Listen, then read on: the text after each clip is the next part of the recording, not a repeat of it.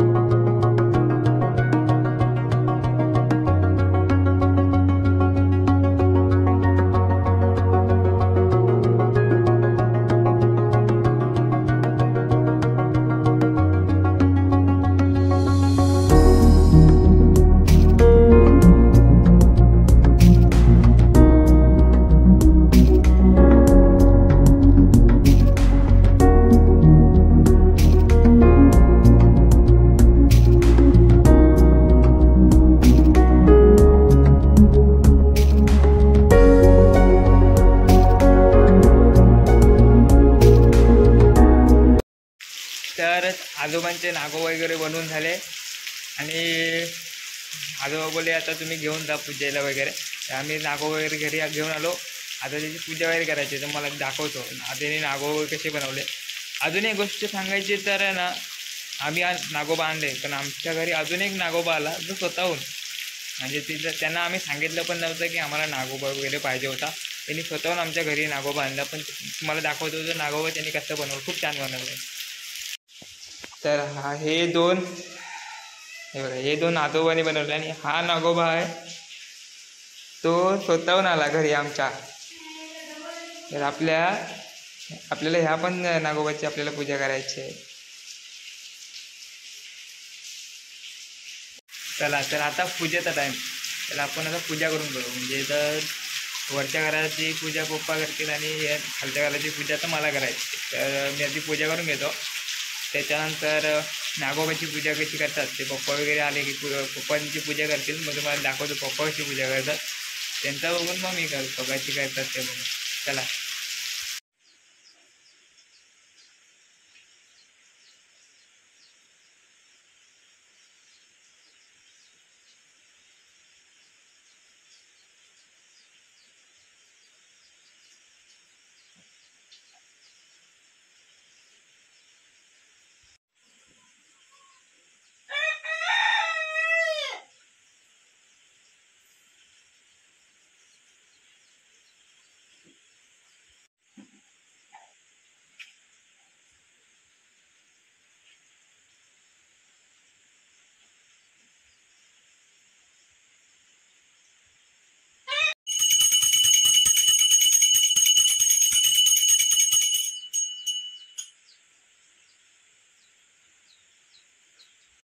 चला तर आपल्या नागोबांची पूजा करून झालेली आहे. तुम्हाला दाखवतो म्हणजे कसं काय आहे ते.